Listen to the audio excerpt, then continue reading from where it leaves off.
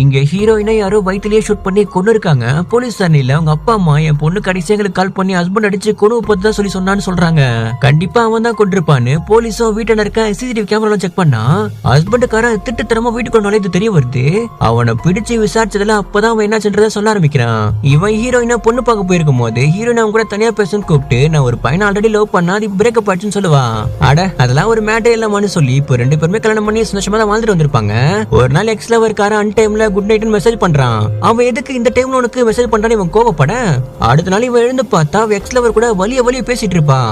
என்னடி காலையிலேயே ரொமான்ஸா என்கிட்ட பிரேக்கப் தான் சொன்னேன், இப்ப ஏன் அவங்க பேசிட்டு இருக்கேன்னு கேட்பான். நான் ஜஸ்ட் ஃப்ரெண்டா தான் பேசிட்டு இருக்கேன்னு இவன் சமாளிப்பா. அதுல இருந்து இவன் மனைவியை சந்தேகப்பட்டு வேவு பார்க்க ஆரம்பிப்பான். பார்த்தா அவ ரெஸ்டாரண்ட்ல எக்ஸ் லவர் கையை பிடிச்சு கொஞ்சம் கொலா விட்டு இருக்க. இதெல்லாம் பார்த்து ஹஸ்பண்டும் போன் பண்ணி எங்கம்மா இருக்கன்னு கேட்டா நான் வீட்டுல தான் இருக்கேன்னு போய் சொல்லுவான். இவன் வீட்டுக்கு வந்து கோவத்தோடவே பொண்டாட்டிக்காக வெயிட் பண்ணிட்டு இருக்கும் போது பாய் ஃப்ரெண்டுக்காரன் தான் வந்து அவன் டிராப் பண்ணிட்டு போவான். சம கோவத்துல இவனும் ஹீரோயின் குளிச்சிட்டு இருக்க கேப்ல போனை செக் பண்ணி பார்த்தா பாய் ஃப்ரெண்டுக்கு 20 லட்சம் ரூபாய் அனுப்பிச்சிருப்பான். இப்ப எதுக்காக என்ன கேட்காம என் போன் எடுத்தீங்கன்னு வெளியே வந்து கேட்க அவன் கூட அஃபேர்ல இருந்துட்டு எனக்கு துரோகமாடி பண்ணிட்டு இருக்குன்னு அவன் செவிலியம் அடிச்சிடுவான். அதுக்கப்புறம் தான் ஹீரோயின் அவங்க அம்மாக்கு கால் பண்ணிருப்பான்.